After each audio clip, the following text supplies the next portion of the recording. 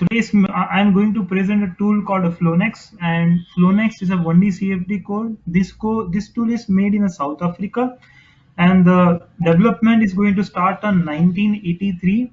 And this development is collaborated between the Ascom Industries as well as the Johannesburg University.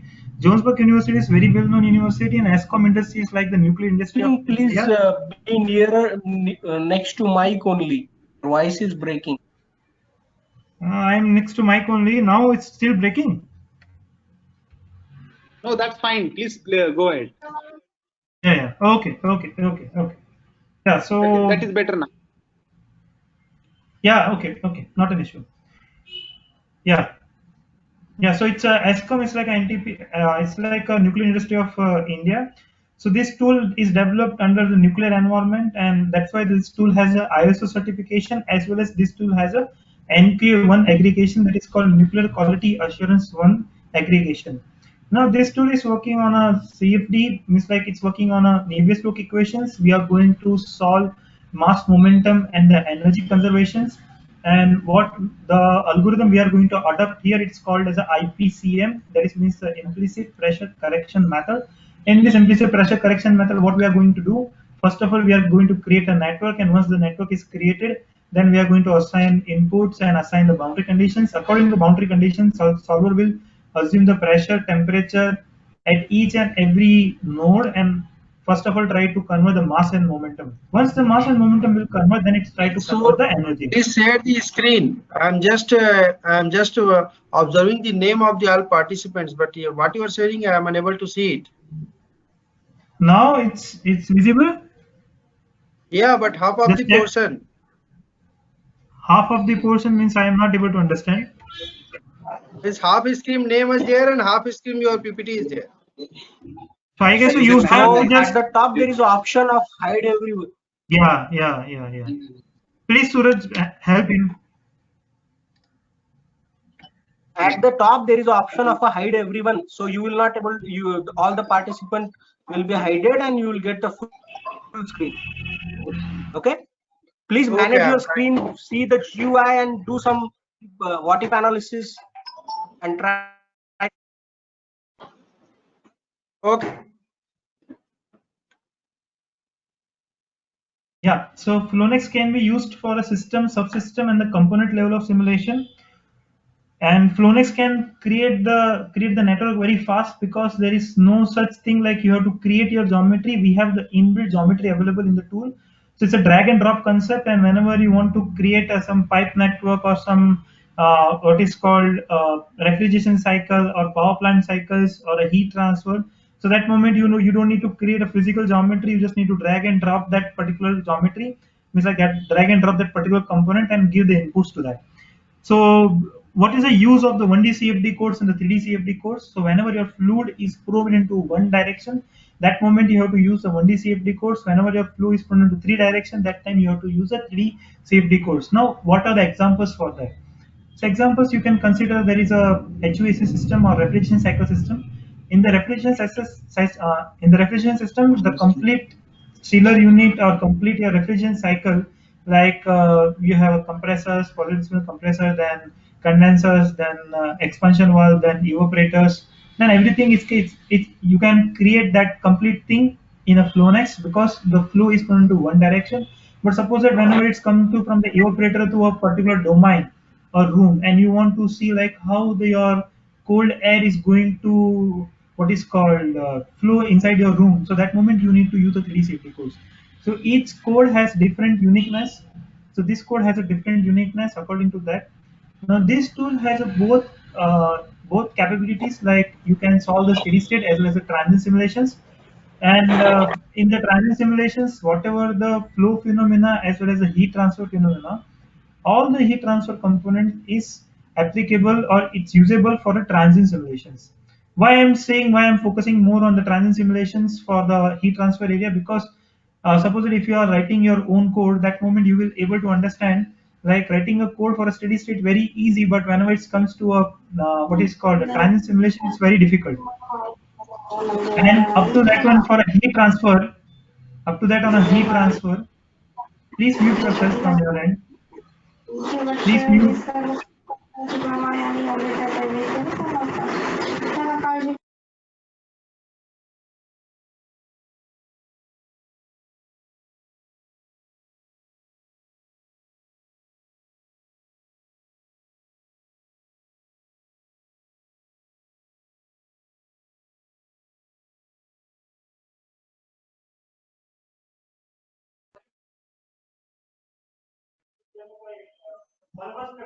Yeah, Jay sir, please start.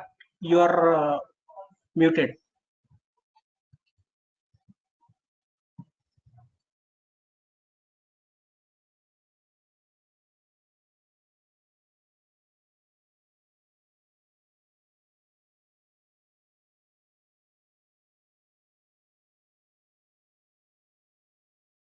You are not audible, Jay sir.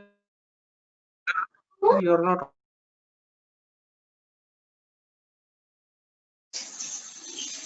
You're not audible.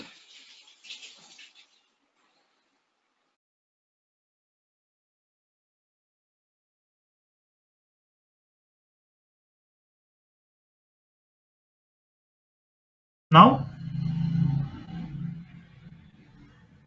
Yes, was audible. Okay. Yeah, so this tool does not have limitations up to a flow and a thermal phenomena only. But suppose that if you have electrical systems or digital control systems also you want to simulate with this tool. So there is an inbuilt solver available in this that is called a DCS. That is nothing but your digital control systems and the electrical library. As well as suppose that if you have your own code like MATLAB code, Python code, or if you have any other commercial tool, so I can able to co-simulate that thing with the Flownex. So that's the Flownex, what is called advantages are there. Now by using a Flownex, you can fundamentally understand your system and power plant or system or plant, and you can create your maintenance strategies, or as well you can create your parametric studies, as well as you can optimize the simulations, optimize the parameters. So all the features are available in a single tool. Then it is a superior modeling capability. Suppose that right now I have created one simple what is called regenerative power plant or a Rankine cycle, which is a TS diagram. So suppose if I'm going to change something on my network, so that directly replicate on my TS diagram. So that kind of a capability is available this tool. What kind of fluid we are going to handle in this tool? So we are going to handle incompressible, compressibles, two-phase fluids, incondensables, condensables, slurry. Slurry means like non-Newtonian fluids, gas mixtures, liquid mixtures, gas and liquid mixtures, heat transfers, mechanical systems, control systems, electrical systems. So all kind of major things, whatever the fluid handling capabilities this tool has. Apart from that, this tool has a capability to import the fluid from the NIST reference crop. So NIST is a widely used in industries, in the research area, in the academic as well. So whatever the fluid available on the NIST, that kind of a fluid we can import directly into the Flownex. Apart from that, suppose if you want to create your own fluid, so you can create your own fluid. For that also, that facility is also available. Now, as I mentioned, like this tool has both capabilities like transient as well as the steady state. So what is going to happen, like in a right hand side, there is one graph is that this graph is nothing but your surge analysis graph. So what is going to happen? Suppose that if you are going to close your valve suddenly, and how your pressure is going to pressure buildups are creating near to the wall. So that we need to see. So that thing we are going to easily predict by using this tool. So this is the GUI, and I'll explain with the case studies the GUI and what are the main difference in the Flownex. So Flownex is like a main difference in a Flownex. Like I can co-simulate first of all with the ANSYS structure, ANSYS Fluent, ANSYS CFX, LabVIEW, EASE, MathCAD, OPC, AutoCAD. So whatever I can say, like it has a hybrid simulations capability available in this tool. So 1D part can be taken care from Flownex, and the 3D part can be taken care from the ANSYS Fluent.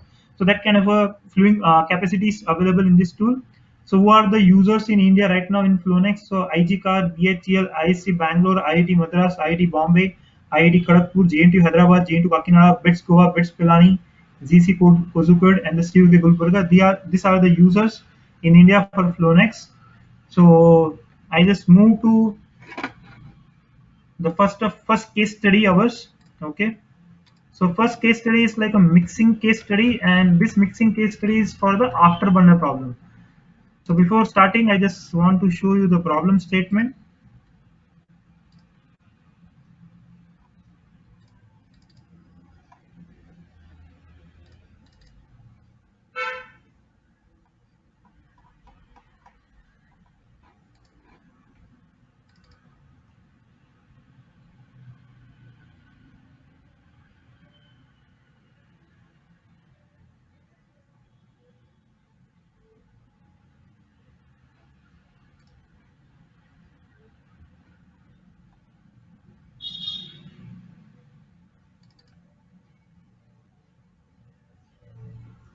So you can see there are the afterburner problem, and in the afterburner problem, what is going to happen? The complete section is divided into 12 different sections. Okay, 1, 2, 3, 4, 5, 6, 7, 8, 9, 10, 11, 12. Okay, and each section has different kind of things are there. So first of all, there is a one core flow and one is bypass flow. So you can see from first to two, there are the sudden enlargement of the in a section in the area. Then there is one obstacle. Then in the third section is something heat we are added. In the fourth section, there is a mixing of a bypass flow and a core flow. In a fifth section, there is again heat added. Then again area is going to decrease and mixing. Then heat addition, again area decreasing and mixing. Then there is a restrictor over there and the heat addition. And then after the 10th section, it is going to mix.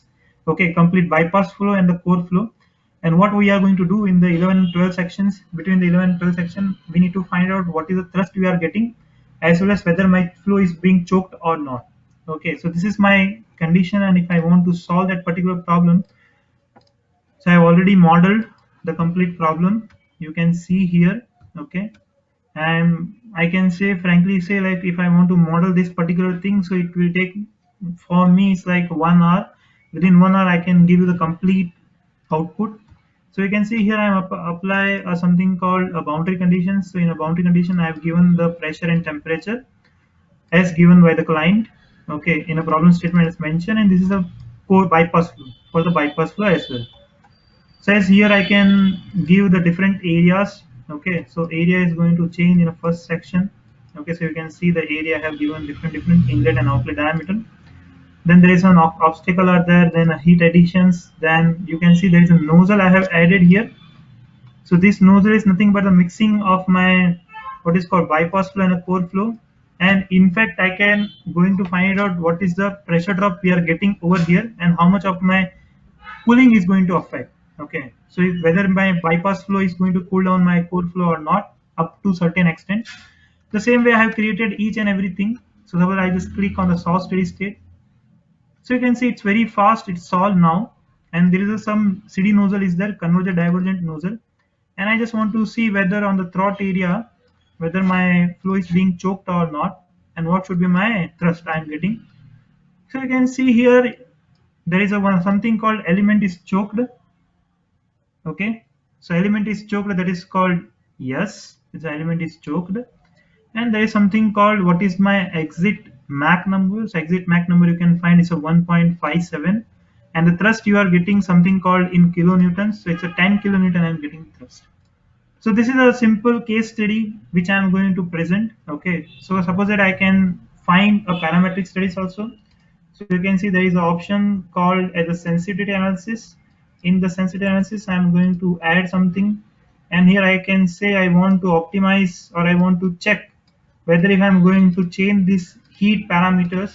Okay, if I am going to change the heat parameter, whether I am getting a high thrust or not. So that thing you can find out. So that for that you can perform the parametric studies as well, and you can optimize also.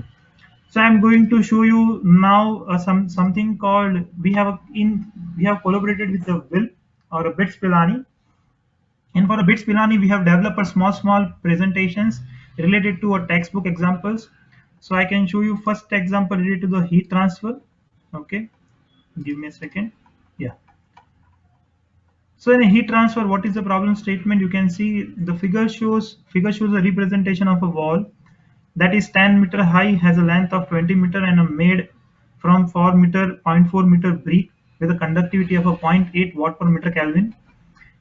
The surface temperature on the one side is 37 degree and the other side has a surface temperature 25 degree centigrade. Determine the heat transfer through the brick wall. So this kind of example, if I want to solve, or you have to practice in your labs. So I just want to find out what is the heat transfer for this. So what I can do, I guess so in Flownex, this is a 5-minute work. Okay, so I just open the Flownex, then there is something called a composite heat transfer. So you can see what we have done for a BITS Pilani is like a step-by-step procedure we have created, and from where what you have to go. Okay, is a component you have to go, then you have to expand Flownex, then you have to expand heat transfer. So I just bring one heat transfer component, and then we are going to assign a boundary conditions. Okay, so there is a one boundary condition is there. Okay, then what we are going to give, we are going to give the layering means like the thickness of the wall and the material of the wall, and then we are going to put all these things, okay, and we are going to assign a boundary conditions, and we are going to click on solve steady state. So that moment you will get like what is the heat transfer is going to happen. So suppose if I want to solve the particular example, so what I can do, I can create a new project file. Okay, so I'm going, please mute yourself. Yeah, so I'm going to create, please mute yourself. Yeah. Okay, so I just start from scratch for you. Okay, and then something called, I'm saying the conduction problem.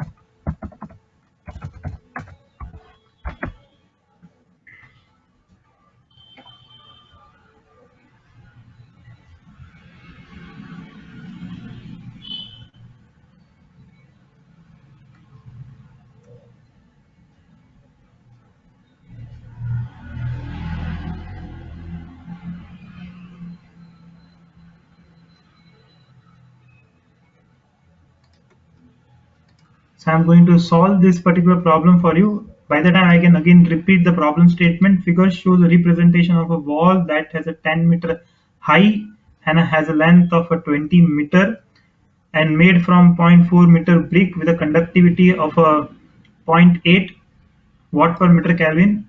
The surface temperature on the one side of the wall is 37 degrees centigrade, and other side has a 25 degrees centigrade. Determine the heat transfer through a brick wall. If I want to solve that particular problem, so what I'm going to do, I'm going to go to the components. There is something called flow solvers. In a flow solvers, there is a heat transfer. I just drag and drop on composite heat transfer here. Okay, and then I'm going to assign one boundary conditions. Okay, two boundary conditions over there. One is over here, one is over here.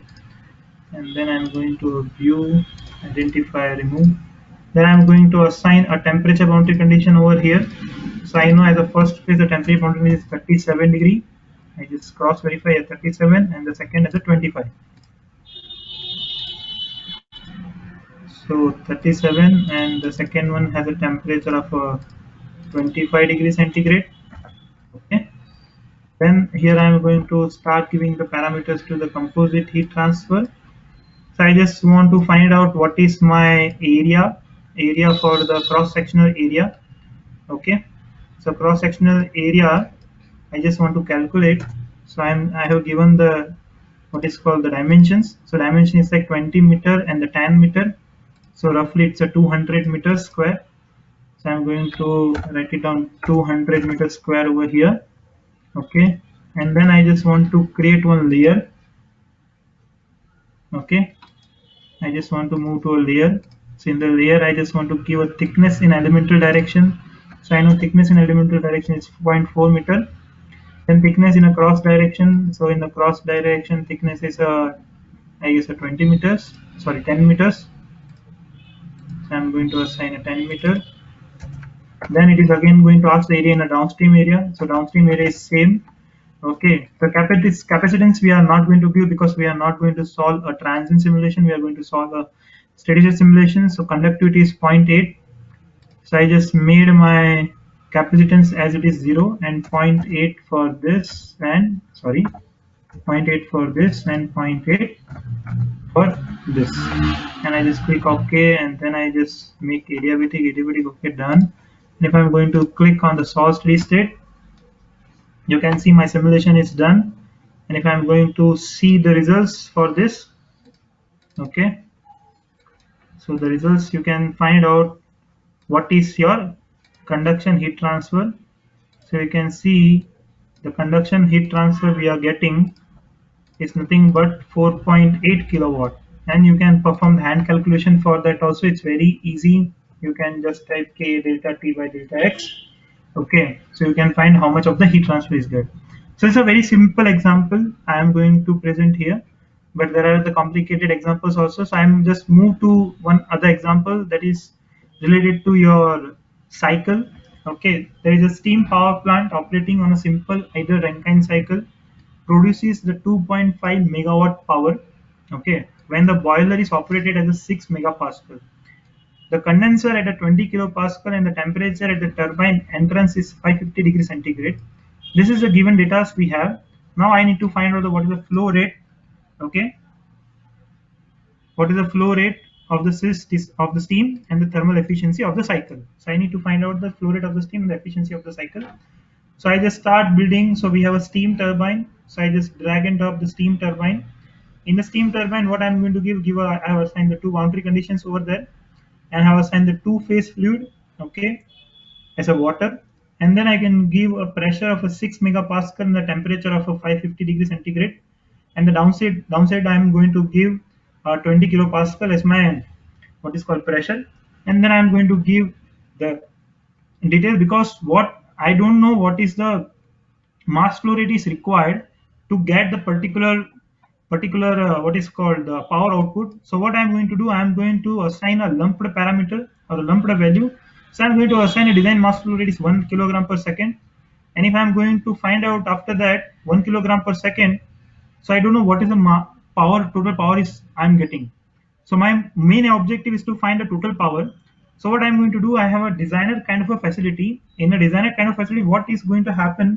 What is my desired output? So my desired output right now, I want up total power of 2.5 kilowatt, 2.5 megawatt. My mistake, sorry. So 2.5 megawatt, I want to find the total power. But simultaneously, I'm not knowing what should be my what is called mass flow rate is required. So what I'm going to do, I'm going to create a designer. In the designer, I can give a target value as a 2.5 megawatt to my turbine output. Okay, and in the independent variable, I'm going to give a range of a mass flow rate. So the solver will perform a Newton-Raphson method over there, and according to Newton-Raphson method, it is going to find out what should be the mass flow rate is required to get the 2.5 megawatt as a power output. So this is kind of a trial and error method what we are going to do over here. So we have performed a trial and error by the normally the person is going to, or a user has to perform. Instead of that, we have the inbuilt feature that is called a designer. So we have used a designer for that, and after designer we have given, as you can see, the designer solved, and designer will get the 2.5 megawatt power output, and for that we require the 2.04181 kilogram per second as a mass flow rate. So my first answer is I got what should be the my mass flow rate is required. So you can see it's very easy to find out what is the mass flow rate is required. So once my mass flow rate is required, then I'm going to start creating a complete cycle, because I have to find out the what is my cycle efficiency. So I can use one centrifugal pump. Okay, after centrifugal pump, I'm representing a boiler and the condenser as a pipes. So I'm going to assign the relevant inputs to that boilers, then condensers, then the pump. Okay, and after giving all these inputs as given in a problem statement, if I'm going to find out what should be my efficiency, then you can see the total power is created is we are getting from the turbine is 2.5 megawatt, and the total what is called the power consumed by the pump is like 12 kilowatt or 13 again 12.5 kilowatt. So I can just perform the efficiency for all these things, and as you can see, the heat input also I am getting. So my eta I am getting is around 37.11.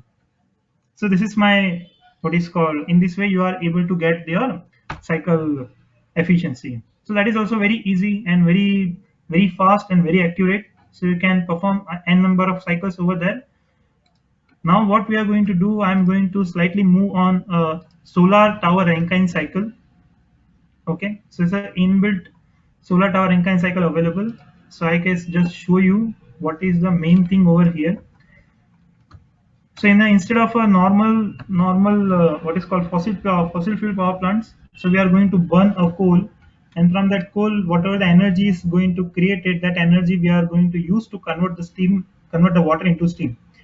The same concept is here. What we are going to do, we are going to put a solar collectors. From the solar collectors, you can see there is a parabolic through solar collector, and the parabolic through solar collector, there is a heat transfer fluid is there. So because of the solar radiation, your heat transfer fluid gets heated up, and that heat is going to transfer to your what is called a boiler drum. Okay, so there is steam generator are there, So here you have a liquid water, okay, and through the heat is going to transfer from the heat transfer fluid to your water. So it is converted into steam, and then from that steam it is going to run your steam turbine. From this turbine it is going to your air cooled condenser. Here we are going to use an air cooled condenser, and from that air cooled condenser your what is called steam again becoming into water. Then there is a feed water pump, and which is going to pump it back to your boiler. So this is the case is there. So we have already made, and I'm going to perform one transient simulation as well. Suppose that my solar radiations has a different kind of intensity. Okay, so what I'm going to do, I'm going to say because of my solar radiation, right now the temperature we are getting is 325, but suppose it is going to a 340 and is again come back to 320. Then how my power output is going to change, I want to see that one. So first of all, I'm going to click on a source free state. So as you can see, my source steady state is done. And if I'm going to see what is my power output, so you can see the power output from the turbine is around 3 megawatt. Okay, so it's around 3 megawatt is there. Now what I'm going to do, I'm going to create one transient scenario. I guess it's already created.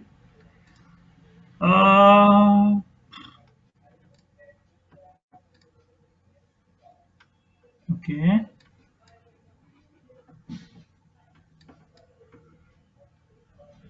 Yeah, fine. So it's already created, is there? Hello. Yeah. So I'm going to what I'm going to do, I'm going to run. So first of all, we can keep I hour on temperature, and you can see on total power as well. So I just make it big. 4. Okay. And then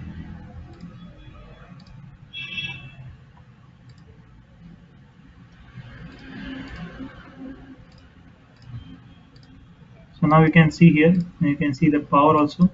So I'm going to click on a run button.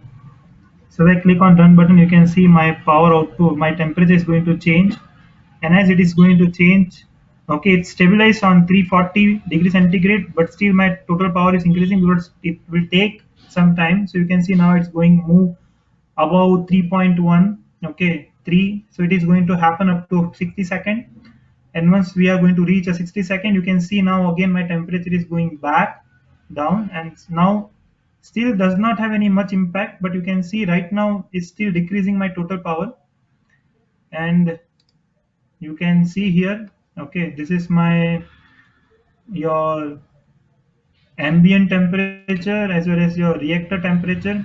So as you can see, red line is increasing up to 340, then it's steady up to 60 second, then it's slowly down, okay, and it comes to 325. And again you can see how your boiler levels and condenser levels, okay, it's going to change. So some main huge impact on that. Okay, so your steam generator level, so water level is how much that is increase or decrease, as well as how much your condenser level, water level is going to increase or decrease. The same way you can see the turbine power, how the turbine power is going to reach to a maximum and then it is comes slightly down. Okay, and again my pressures inside my steam generator and the turbine, sorry, steam generator and the condensers, I need to see. And this is my turbine quality. So quality does not change because we are not going to change up to a big parameter. Okay, but sometimes it is going to change. The solar intensity is so much low or so much high, the turbine quality as well is going to change, and the turbine power is going to increase or decrease. We are not able to predict like it is going to increase or decrease. Okay, so I guess so this is a very beautiful case study. Okay, and you can see we have still this changes you are getting because of the thermal inertia. So this tool is a capability to capture thermal inertia as well. Okay, and the first of all your momentum of the inertia also is here we are going to capture. So this is a very beautiful case study. Yeah. So now we are going to move a different kind of a feature that is called as a ramjet simulation.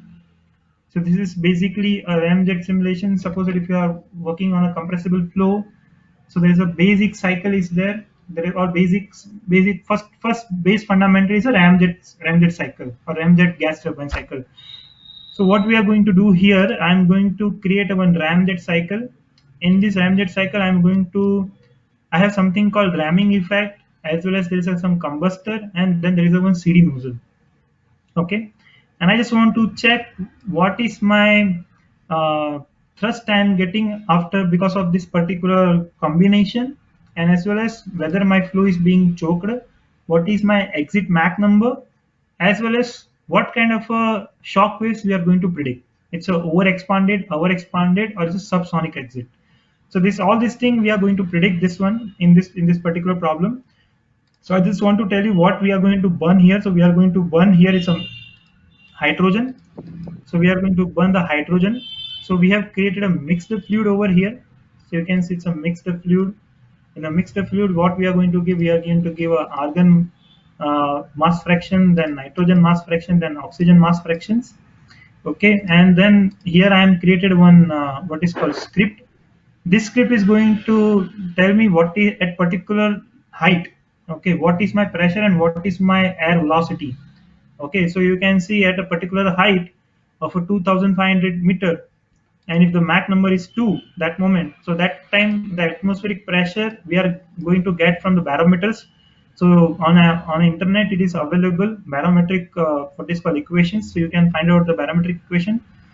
Then you have something called temperature at this particular time, so you can find the temperature is negative. Okay, that is also available on the barometers. Okay, so I have written that particular code, and from that I am getting the boundary conditions which I am assigned over here, and the exit also I am going to assign. Okay, now what is going to happen here, you can see your temperature is around 273 Kelvin, and after that I am using a combustor, so there is a adiabatic flame, and now you can see your temperature is like 2913.76 degrees centigrade. And even though it is going to tell you whether you are getting a complete combustion or not, so there are mass fractions are there. In a mass fractions you are able to see your oxygen constitute. So oxygen is like 0.05, and simultaneously you can see what is the hydrogen is finding. So hydrogen is also, you can see it's a 0.019. So it's about to complete combustion. And then what we are going to see, we are going to see how much of the thrust we are getting. So thrust we are getting is around 2.73 kilonewton. Okay, then what is my exit velocity? So exit velocity is like 1641. What is my exit Mach number? So exit Mach number is like 2.16. And I just need to think about what kind of a shock wave we are getting. Okay, so we are getting over expanded supersonic exit, which is the preferable most. Under expansion is very bad. So over expanded we are getting. So this is, please mute yourself. Please mute yourself.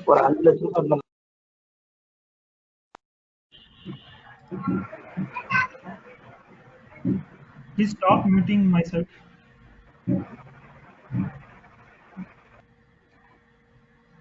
Okay, yeah.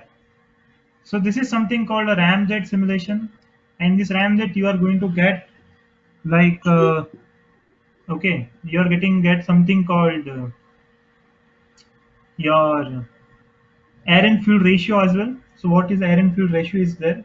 So you can done so many things over here. Okay, then what I'm going to show you, the next thing I'm going to show you something called a refrigeration cycle. So there is something, this is the project we are getting. Okay, and this is a chest freezer kind of a thing. So what we are going to do here, we are going to do, there is something called positive displacement compressor, and after the positive displacement compressor there is something called a condenser. So we have divided the condenser in the 6 different sections. After the condenser there is something called a brazed pipe. Okay, so brazing is going to happen over there. So you can see the brazing is there. Yeah, so brazing is there.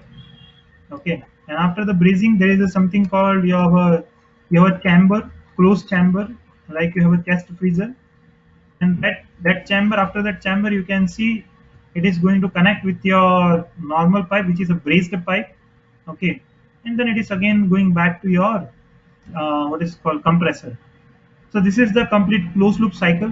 Now suppose if I'm going to solve the steady state, so I'm going to click on solve steady state. So it might take 1 or 2 minutes. Let's see.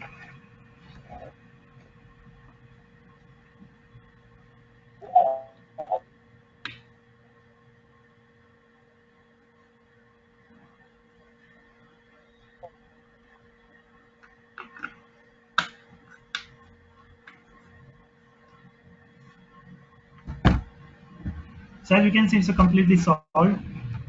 Now, what is the main thing over here? Now you are in supercritical mode. Okay, I just show you what's the quality you have.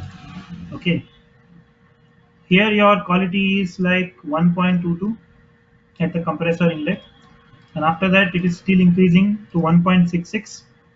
Okay, then after that it's still 1.66 right now, and after the condenser, if you are going to see, your quality is become a subcooled.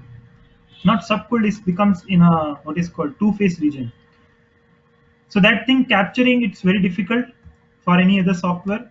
For any software, I'm not saying any other software, for any software. So we need to understand like how the physics is going to govern. That's why we have plotted something called a TS diagram. So you can see this is my TS diagram, and according to my TS diagram, I need to understand where I'm going to plot it. So this is the real refrigeration cycle. Okay, and after that, you can see the temperature is right now 50 degrees centigrade, and earlier the temperature before the condenser is around 140 degrees centigrade. Okay, then you have something called, after the braised pipe, you have a 33 degrees centigrade, and you can see your quality is decreasing a lot. Okay, it's near to subcooled, and then it's whenever it's become to enter to your evaporator, it's again quality becomes increased. And my main motto to find it out, what is my what is called inside the chamber, what is my temperature. So I'm getting a temperature inside my inside my chamber, it's like minus 24 degrees centigrade.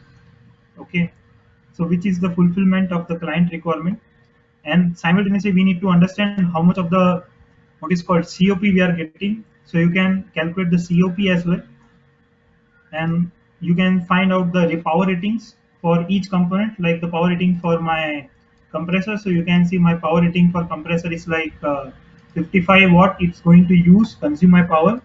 Then you can simultaneously find it out the power rating for all. Okay, yeah, sorry. So at each and different sections you have power ratings. So you can see 51 watt, then 11 watt, then 9 watt. So you can find out power ratings as well. So this is the refrigeration capabilities. Again, each and everything I can plot it in a transit simulation as well. Okay, I'm getting a requested like for a small gas turbine, so I'm going to open the gas turbine. Okay, give me a second. Yeah. So the gas turbine,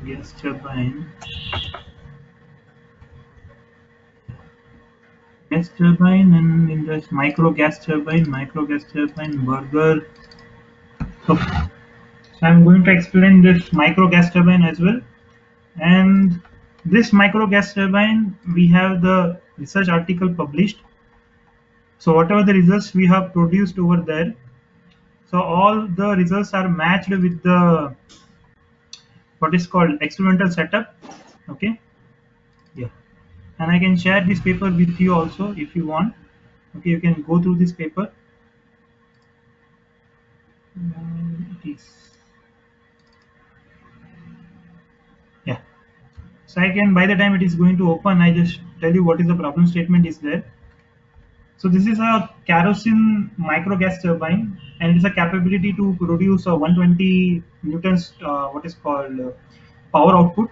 Okay, so as you can see, there is a performance curves and everything we have going to apply over there, and this is the what is the experimental facility, and you can get the better idea over here. So there is a electric starter, then there is a compressor, then the glow plug, then combustor, then nozzles, and there is a exhaust.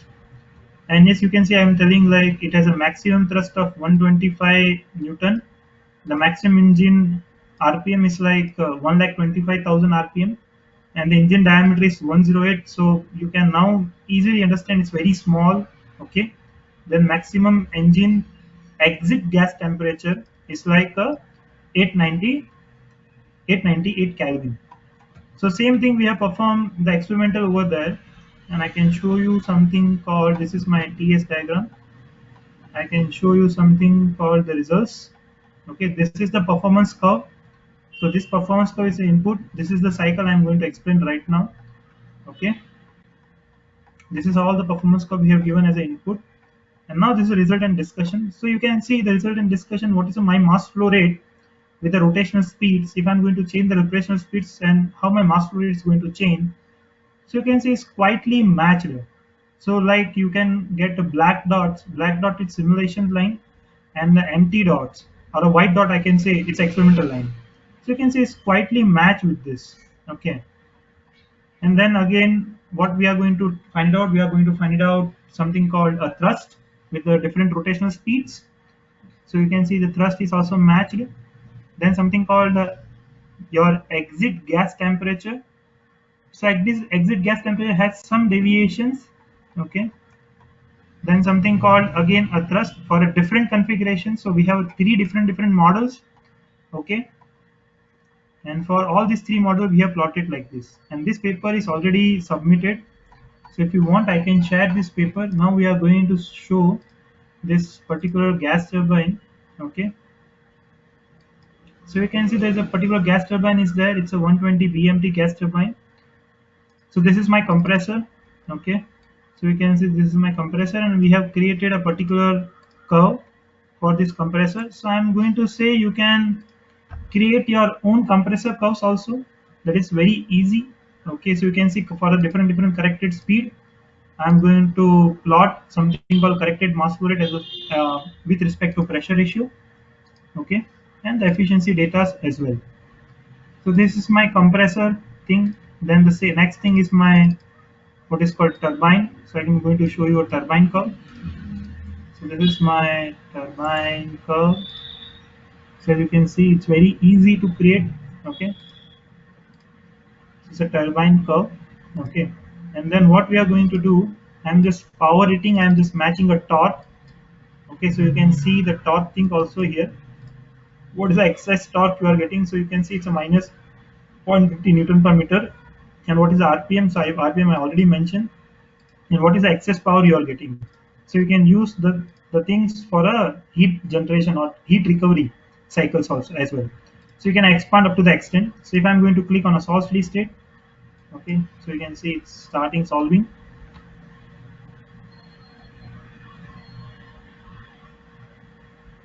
Okay, so it is solved. Now I just want to see what is my thrust I am getting. So again, I'm going to show you what the thrust we are getting. So you can see the thrust we are getting 192.177.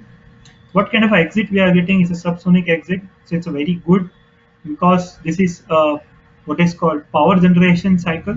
Okay, then what is my exit Mach number, exit velocity, and the exit Mach number? So you can say exit Mach number is also 0.98. So this is completely things available. Okay, and as I'm going to burn here, I guess so Dodocane or something, or methane. It's a JP8. Okay, so we have created JP8 as a fuel, and you can see what is the burning effect here. So before the combustor, the temperature is around 466, and after the burning, you are getting the temperature of a 1199 Kelvin. Okay, so this is a simple example of your gas turbine. Okay, and as you can see, I have plotted a different curves. Give me a second. Yeah.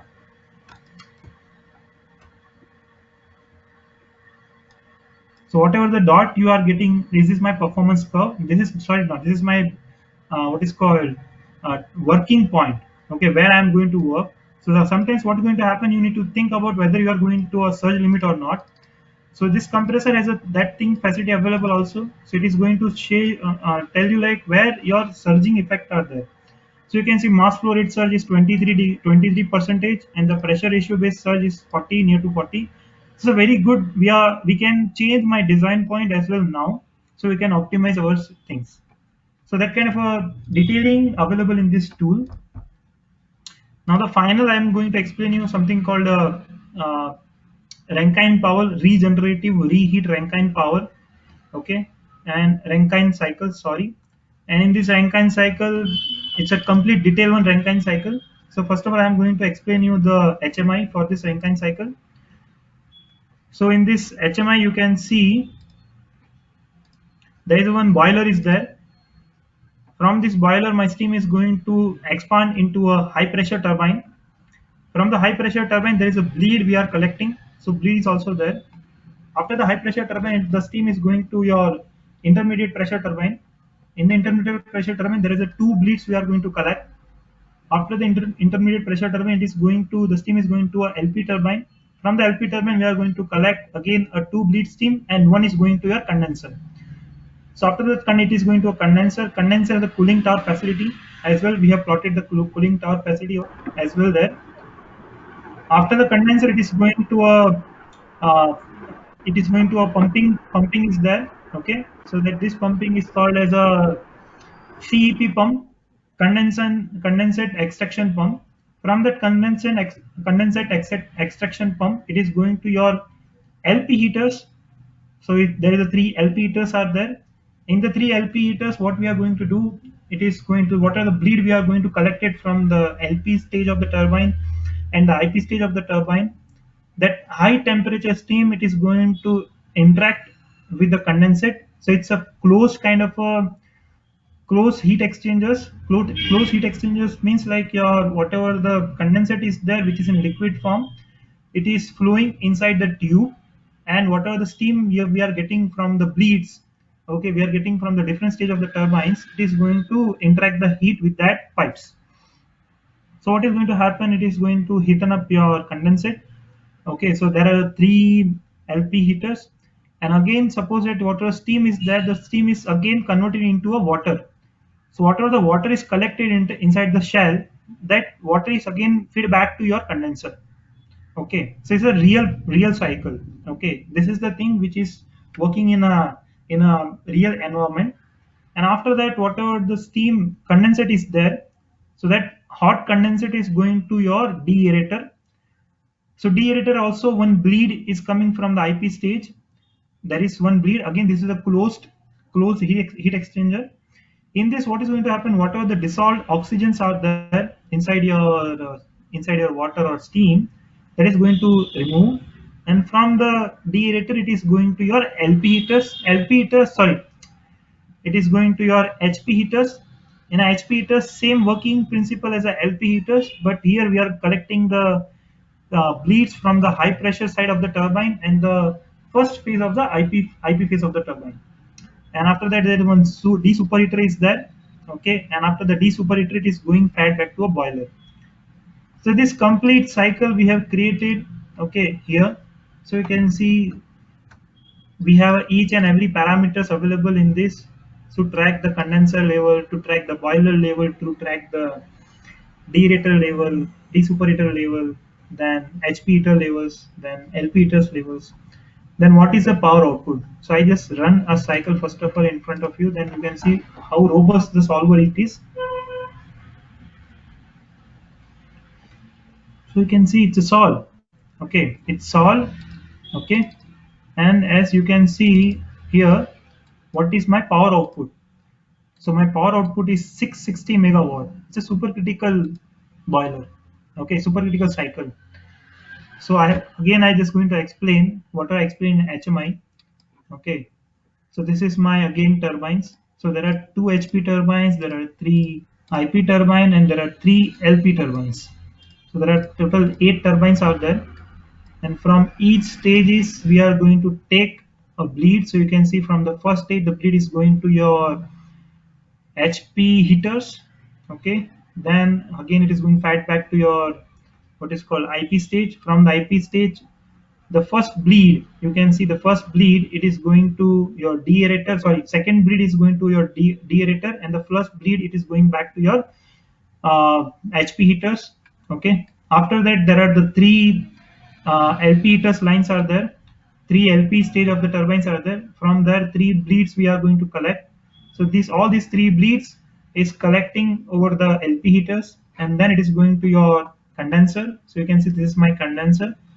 In the condenser, we have the what is called cooling tower as well, and what is the makeup water is required. We are going to calculate that one also. And then we have the pump. So in the pump also you can get what is your power required. Okay, and in this line you can see your condensate is flowing, and this drum you are getting the bleeds. Okay, so these bleed are gets cooled down, it is converted into water. That water we are going again fed to your condenser. Okay, once this is done, whatever the condensate is coming, that condensate is going to your deaerator. So you can see there is a one deaerator, and after the deaerator there is something called your boiler feed pump. Okay, so it is going to a boiler feed pump, it is going to suck the boiler feed pump. From the boiler feed pump there is a 2 HP heaters and 1 D superheater. So as I mentioned, whatever the water collected from the steam, or whatever the water converted out of the steam, that again go back to your deaerator. Okay, and again it is going to, and there is a one boiler is there, and again we are coming to the inlet of the your HP stage of the turbine. So it's a complete closed cycle, and you are getting a 660 megawatt. As well as you can see your TS diagram also. So this is your complete TS diagram. Now what we are going to do, if I'm going to say like my efficiency of the turbine, like isentropic efficiency of the turbine is going to decrease. What is the impact of that onto your what is called power output? So if I'm going to say that one, so I have plotted XY graph, and I'm going to start something called a transient scenario. So it's already started, and as you can see over here in this,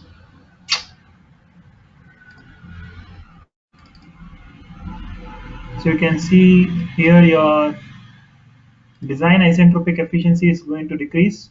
It's already start decreasing. Okay, in a small amount it's decreasing, and you can see your points also it start moving. So within maybe 2 minutes you will get the final output. So you can see it's now the growth curve is smoothly derived.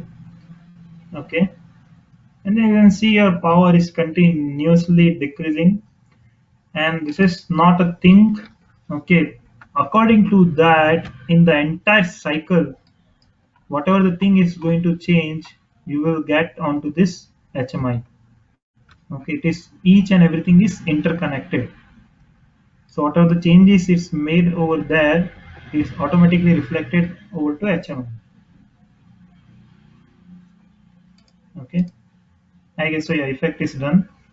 So we have not changed this much. You can see here your design isentropic efficiencies become 0.7877, and I guess it's going up to 0.7. Okay, and your power output is slightly decreasing for that, and that effect simultaneously you can feel onto your TS diagram also.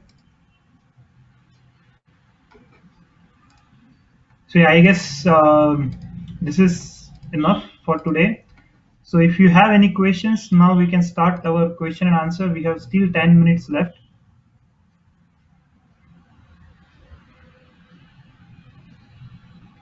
Any questions you have? So someone was asked that how we set the transient parameters. How could be Set the transient parameters in okay, the okay. Flownex components. Yeah, I can show you a simple example where. Give me a second. Beginner in this field, so please explain. Again, can you tell me again what is your question? I am beginner in simulation. Please define basic features of parameters, sir. This transient action, correct? Yeah. So I'm going to show you the transient action here only. Okay. So this is the example we have created. Okay, it's a simple example there. What we are going to see, how my conduction heat transfer is going to we are getting. Okay. So wall temperature is 37 degrees centigrade and the outlet temperature is 25 degrees centigrade. Now what I'm going to do, I'm going to change my temperature of what is called one wall. And for that, what we are going to do, I am going to create a transient action. So for that, I need to go to configuration, and there is something called action setup. In action setup, what we are going to, I'm creating a new scenario. In the new scenario, what I'm going to do, I'm just going to drag and drop the temperature. And in this temperature, what I'm going to say, it is going to change with linear. Hello, please mute yourself. Please mute yourself.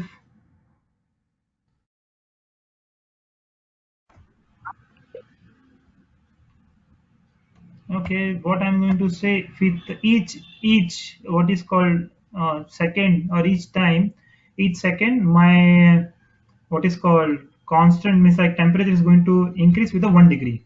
Okay, so yeah, and I'm going to bound my upper limit of my temperature is up to 80 degree. Okay, so this is my thing I have done. Okay, and scheduler 100 second, fastest possible, and I'm going to run the simulation for, you can consider, for 30 seconds. Okay, and I can create a snap. Say snap is like SS. So now you can see here how your temperature and related to that,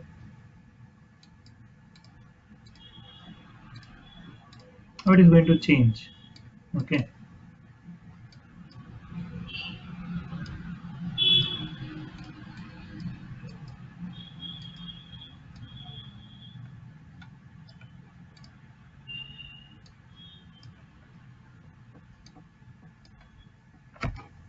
okay.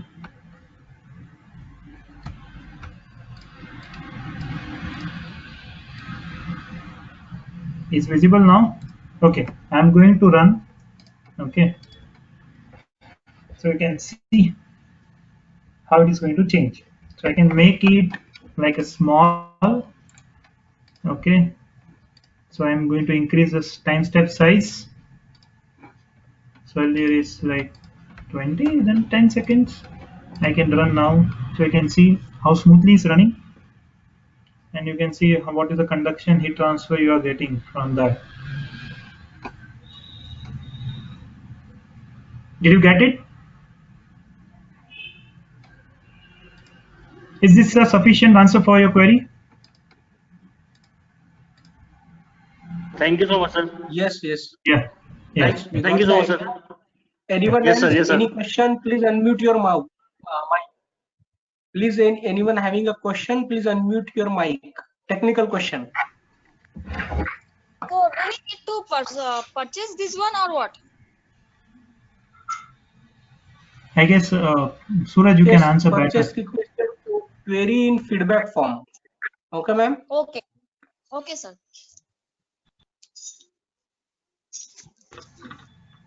Any other questions? Okay, so what we discussed the problem of the burning afterburner problem. Okay, in afterburner problem. Yeah, can you explain that thing once again? You want afterburner problem complete one, you want to understand? Yeah, after dividing that into the sections, then what did we do it? See, I just telling you what is there in afterburner. It's a both side is air. One core air is there and one is a bypass air is there. Yes. Okay, bypass air is a somewhat lower temperature and core air is a higher temperature.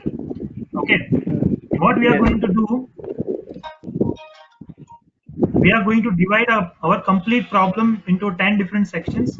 Okay, so each and every phenomena we are going to cover. We are going to add a heat. So when I am going to add a heat, so that moment my static pressure at a particular node, it is going to change. Okay, that static pressure has an effect.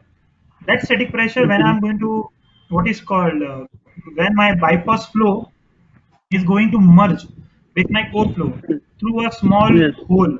Okay, so that the mixing momentum we are going to capture, as well as then mixing, what is the effect of that mixing, whether my temperature is going to reduce or not. So that we are going to capture over there. Okay.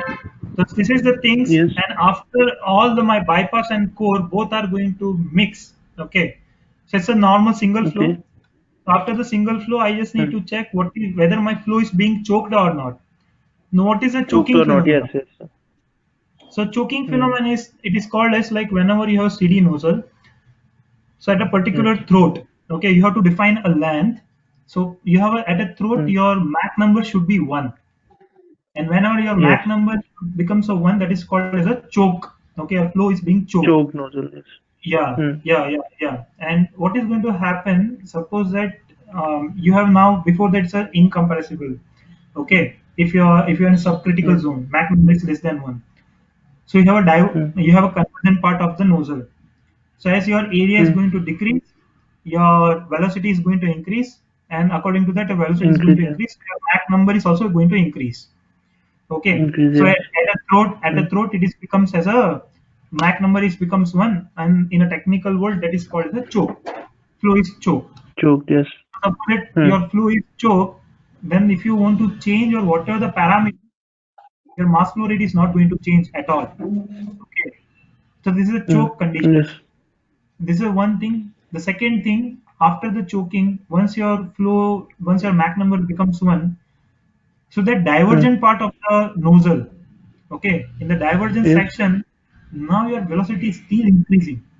Okay, it is not like that your pressure is going to increase and velocity decrease. It is not like that. So the same thing we are capturing here. So first of all, I just need to find it out whether the flow is being choked or not. So as you can see, the solver will tell you the element is choke.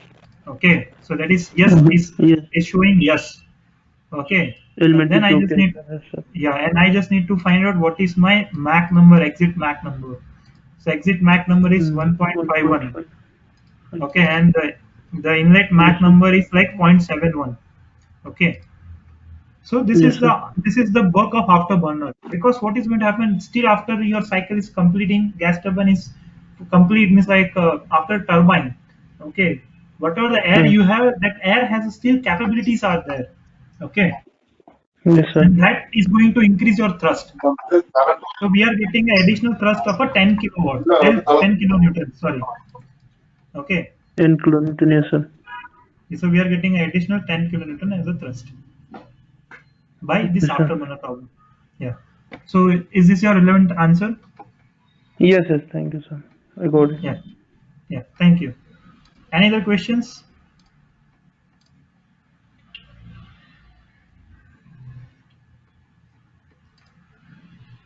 Any other questions you have? Please see chat box. Can we solve heat and mass transfer problem as we do in ANSYS? Yeah, we can do. Yeah, we can do heat and mass transfer problem as we can do in ANSYS. But I can again tell you, okay, the thing is, this is a 3D software, this is a 1D software. If your flow is becoming prominent to one direction, then FlowNext will give you a better answer. If a flow becomes a 3-dimensional flow, then I feel so ANSYS will give you a better answer. Okay. Feedback link is already shared in the chat box, so it will be valid for 1 hour. Okay, feedback link is shared in a chat box. It will be valid for 1 hour. Someone is from. Please note down the link. Okay. Yes. He's asking like whether it can be used for a simulation of multi-phase flow. So yeah, it can be used for a multi-phase flow. Like I can show you in a RAM that. So there is a multiple fluids are there. Okay. And multi-phase flows is like a 2-phase flow and a single-phase flow. So that is also possible. Gas liquid mixtures also available. So I can say, yeah, it is possible. Then, yeah, one more question is there, where to download FlowNext? So you can better ask to Suraj, can we solve the turbulence related problem in this FlowNext module? So Debajit Shah.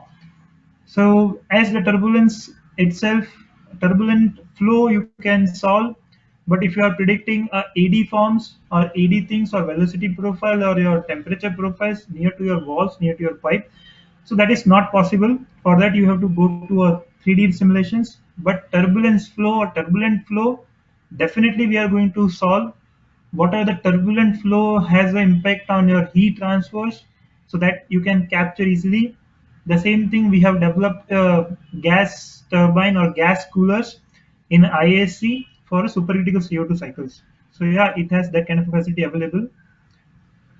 Okay, then so can we download the Flownex? Okay, feedback pump, feedback link, costing. Okay, will be approx the cost. Okay, then what will the okay. Yeah, IC engine cycles also we can simulate, but that IC engine cycle, yes, Bowser. Yeah, so IC engine cycles are like that. I can make it a lumped.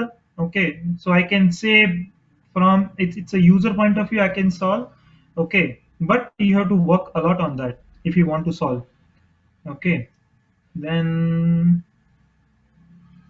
thank you for sharing feedback link. Okay, feedback link. Feedback sending. Someone is asking about paper. I just need to find it out. Where is the paper? Please share paper. Yeah. So Mohit Bhola, yeah, Mr. Suraj will share the paper with you. Okay, feedback link. When the feedback link shared, results of the pipe, there is a parameter for Renault number.